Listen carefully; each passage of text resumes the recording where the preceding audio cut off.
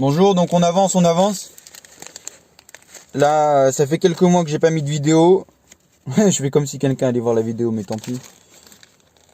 Voilà, je crois que je vous l'avais dit, ils suspectent une maladie de Lyme chez moi, donc ça fait 8 mois que j'ai des symptômes.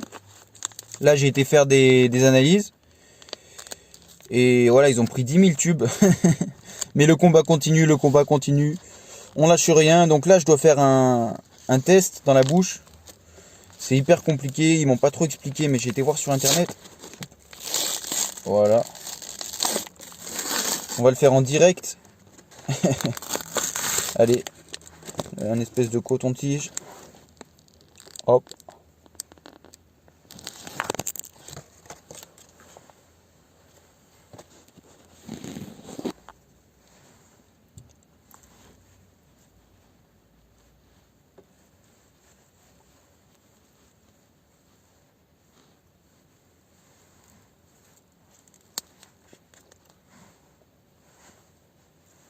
On frotte bien les joues.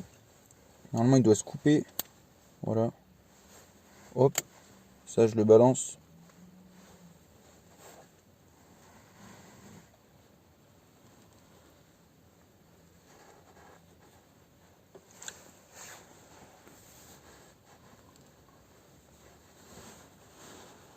Putain, je galère. Putain, c'est de la merde leur truc.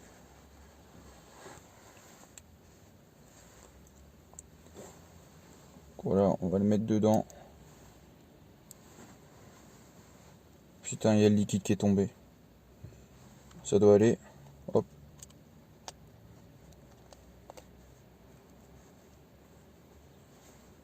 Nickel.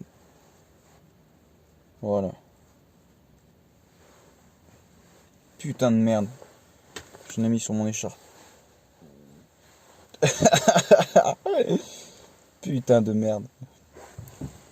Bon voilà, comme je vous disais, je suis en train de faire tous les tests. On va voir ce que ça donne. Donc là, ils vont envoyer ça dans des labos à Nice, à Metz. Moi, je vais envoyer à Metz. Eux, ils vont envoyer à Paris aussi. Donc là, il faut que je mette une petite étiquette. Je veux pas que j'oublie. Hop, avec... Hop. Mon nom dessus. Voilà. Putain, c'est un délire. Hop, dans l'étui. Donc voilà, le combat continue. J'ai une offre d'emploi qui est arrivée aussi. C'est une bonne chose. En octobre, donc là, donc c'est encore en cours. Punaise, comment on ouvre cette merde? Putain de merde.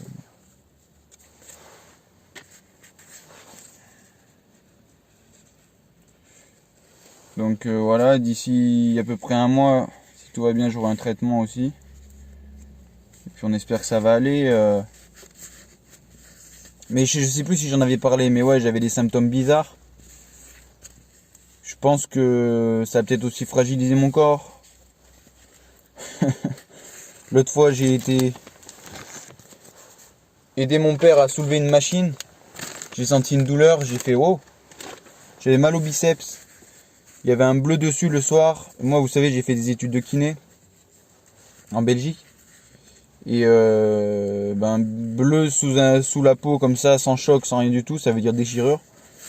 Et quelques jours plus tard, j'ai remarqué que j'avais un autre bleu sur l'autre bras, un peu moins important, mais un autre bleu. Je me suis déchiré les deux biceps en même temps. Putain de merde, vous voyez comment je suis fragile là. Mais ça va aller, là j'ai repris le sport, je me mets sur des pompes. Parce que je me suis niqué le genou aussi. J'avais repris le sport fort. Mais je me suis niqué le genou, j'ai été chez l'ostéo. Il m'a dit que j'avais déplacé j'avais un blocage, ça avait tiré derrière mon genou parce que j'avais fait le con dans la neige. J'avais un blocage sur la fibula, c'est le péroné, entre le péroné et le tibia, donc il a remis ça. Ça fait une semaine là, j'ai presque plus mal là, donc c'est cool, ça va mieux. Et puis voilà quoi, on fait le truc. Putain, comment on ouvre cette merde là? Putain, je vais le déchirer. Putain, allez, niquez vos merdes. Je vais mettre le tube là-dedans, tant pis. Putain, comment elle a fait elle? Putain de merde. Putain.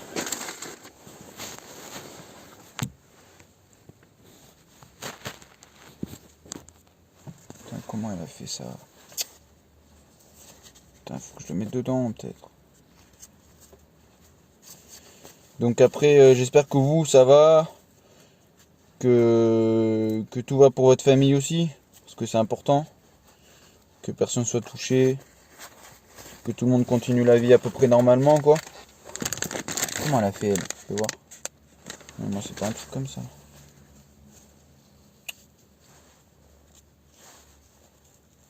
Allez, je vais le mettre comme ça dedans, tant pis. Ça va partir. Et ouais, donc que tout le monde va bien autour de vous, que ce soit les amis, proches, tout le monde. Et que tout marche bien dans votre vie, que tout va dans le bon sens, quoi. C'est important. La santé, c'est important aussi. Et puis voilà, tu vois, voilà, il y a du liquide quand même, ça va aller. J'ai récupéré un peu de liquide sur l'écharpe, ça va aller. J'ai envoyé toute cette merde, hop, voilà. Après je vais grailler, hop, ça je le balance, ça, dans une poste. Voilà, voilà, donc c'est terminé. Et ouais, j'espère que tout va mieux pour vous. Je me répète, mais c'est important. Voilà. Et je sais plus ce que je voulais dire. Non, après sinon le quotidien c'est voilà, c'est normal. Faut je dis n'importe quoi. Non, mais comme je vous ai dit, voilà, donc ils suspectent cette maladie. J'ai été à l'hôpital, ils m'ont balancé d'un endroit, d'un autre. Déjà, faut les harceler pour avoir un rendez-vous. Une fois que t'as le rendez-vous, ils te prennent pas au sérieux, ils te disent que t'as rien, nanani nanana. Ils m'ont envoyé faire un IRM encéphalique médulaire là. Au bout de 3 semaines, tu leur envoies un message. En fait, ils avaient les résultats, mais ils te contactent pas. Je sais pas ce qu'ils foutent. C'est des clowns. Voilà, l'hôpital, c'est des clowns. Donc, j'ai décidé d'aller voir un médecin ailleurs. Une médecin qui est vraiment compétente et voilà qui œuvre pour ses patients, donc que Dieu la bénisse.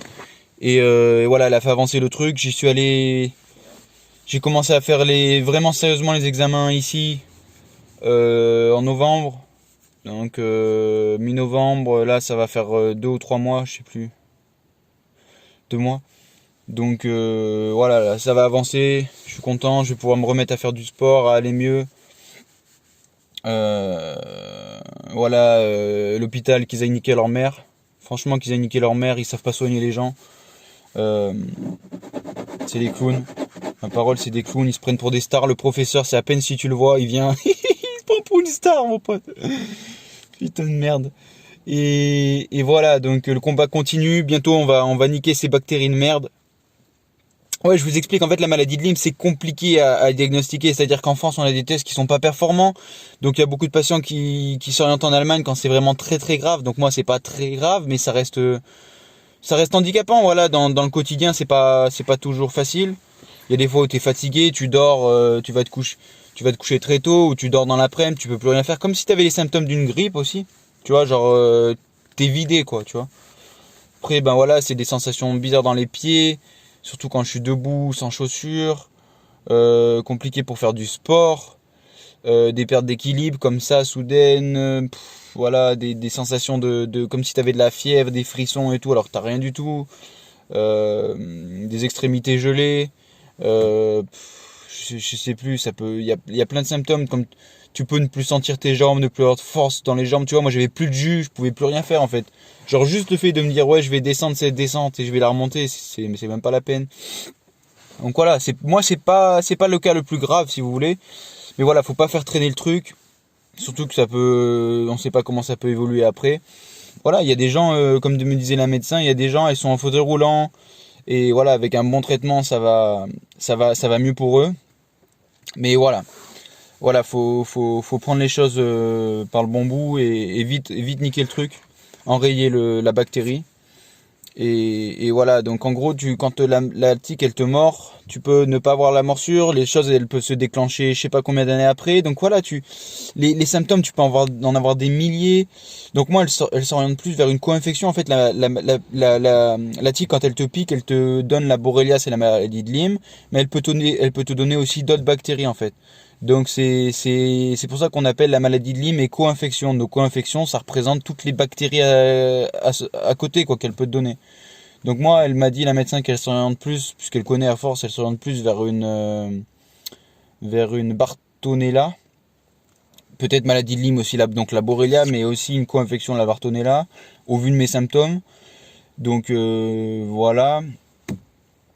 Donc là, comme je vous ai dit, on a fait les analyses. Elle va me faire un traitement et normalement ça va aller mieux. Et après, ben voilà, je vais pouvoir essayer de trouver le travail et bosser et taffer fort pour réaliser mes rêves, partir à Atlanta, devenir pasteur et aider les gens, tu vois. Donc c'est l'objectif. On garde ça en tête et puis voilà. Voilà, sinon rien de nouveau. Là, je suis en ville parce que moi, j'habite loin de la ville. Donc là, je suis descendu en ville pour faire les analyses. J'ai des potes en ville. Je vais descendre voir un pote qui a chopé un chien il y a pas longtemps. Donc je vais aller voir le chiot. C'est même pas un chien, c'est un chiot. Qui est bien mignon. C'est un malinois, je sais pas si vous connaissez. Donc je vais aller le voir. On va s'occuper du chiot. Il y aura peut-être sa copine. Donc voilà, on va tous les trois, on va rigoler un peu. Ça va faire du bien ça. Et puis voilà. Là je vais aller grailler. Parce que ouais, j'ai vraiment la dalle. J'ai vraiment la dalle. Fallait être à jeun de 12 heures. Donc là je commence à avoir la dalle. Je vais vous montrer un peu ce que j'ai ramené. Hop, attendez. Ça, je dois l'envoyer. Boum, on va le mettre ici. Ça je le mettrai tout à l'heure. Boum. Ah ouais. Ça pour le laboratoire. Et ça, c'est la graille. Ça va faire du bien ça. Boum. Est-ce que... Ouais, vous devez bien voir. Je me suis fait un truc santé. J'essaye de bien manger. Je ferai des vidéos sur la nutrition pour vous aider un peu. Même si je suis pas encore très performant, j'essaye de progresser. Donc voilà, il y a dedans haricots rouges, couscous. Bon, il est blanc, mais il faudrait que je prenne du complet. Mais là, j'avais que du blanc sous la main, donc j'ai mis du blanc. Pour les fibres et tout, pour que ça aille moins vite dans le sang. Mais je me dis, comme il y a des fibres avec ça, le sucre doit aller moins vite dans le sang, donc ça doit moins faire un pic de glycémie. Donc moins de travail pour le foie et pancréas. Voilà, donc il y a des œufs, des carottes coupées, j'ai mis de la salade, j'ai mis des oignons, du cassoulet methi. Dédicace aux Indiens, ça c'est une herbe, c'est super bon, vous pouvez en acheter. Les Indiens ils en mettent beaucoup, c'est une herbe, on appelle ça le fenugrec en feuille. Ici, c'est cassoulet methi. Après il y a quoi? Il y a... c'est tout, c'est tout. Voilà, je vais grailler ça. Après je vais grailler... Ah, elle est où? Elle est où? Une petite orange pour terminer. Et tu vois, le repas il est fait. Donc voilà, je vais faire des vidéos sur la nutrition un peu pour partager. Puis aider des gens si ça peut vous aider. Je vais faire une vidéo sur la maladie de Lyme aussi pour aider des gens. Je la ferai plus en détail pour voir si ça peut aider des gens. Et puis voilà. Je vous souhaite une bonne journée. Beaucoup de force et puis plein de réussite, le tout. On n'est pas le 1er janvier, je m'en bats les couilles. Je vous souhaite le meilleur. Et puis voilà, à bientôt. Salut.